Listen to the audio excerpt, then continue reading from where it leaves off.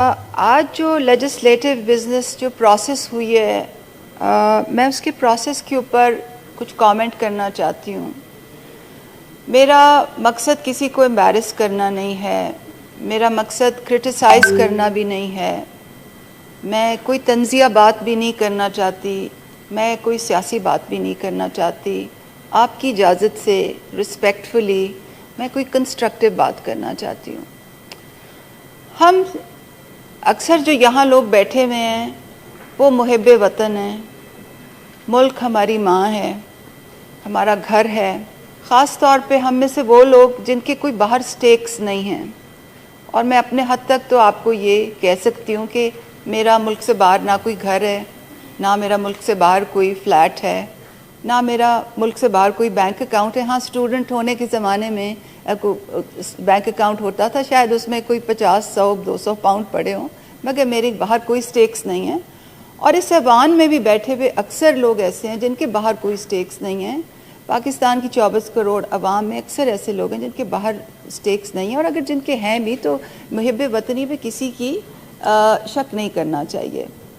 اگر ہمیں یہ معلوم ہو کہ ملک کے لیے کوئی لیجسلیشن ضروری ہے، اس لیجسلیشن سے کوئی ادارے مضبوط ہوں گے، اس لیجسلیشن سے انویسٹمنٹ کلائمیٹ بہتر ہوگا، ملک میں انویسٹمنٹ آئے گی، سسٹمز بہتر ہوں گے، تو آئی ایم شیور کوئی ایسا محب وطن شہری نہیں ہے جو اس لیجسلیشن کو سپورٹ نہیں کرے.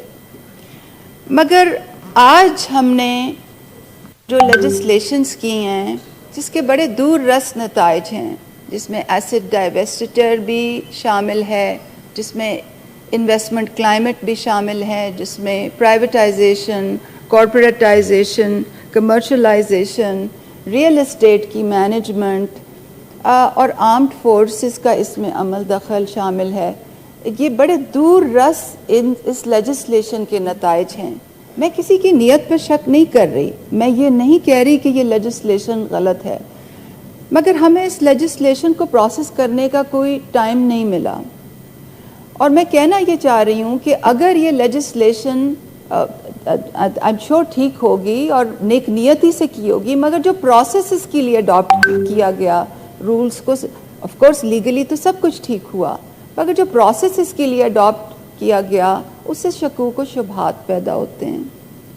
تو میں کہنا صرف یہ چاہتی ہوں کہ اگر تو اس کے لیے ایڈیکویٹ ٹائم دیا جاتا، ایڈیکویٹ پروسیس اڈاپٹ کیا جاتا، یہ کمیٹی بھیجا جاتا، اس پہ پبلک ہیئرنگ ہوتی، تو آئی ایم شیور پوری قوم اس کے پیچھے کھڑی ہو جاتی.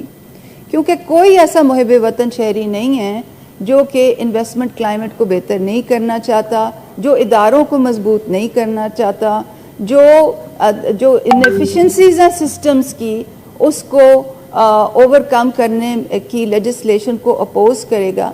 تو میں بڑے رسپیکٹفلی اور بڑے عاجزانہ طریقے سے یہ کہنا چاہتی ہوں کہ اگر یہی لیجسلیشن ٹائم سے ہو جاتی، اس پہ پبلک ہیئرنگ ہو جاتی، کمیٹی کنسلٹیشنز ہو جاتی، تو اسی لیجسلیشن کے ہاتھ مضبوط ہوتے. میں کسی کی نیت پہ شک نہیں کر رہی. Thank you for giving me the floor. Honorable Federal Minister for Religious Affairs.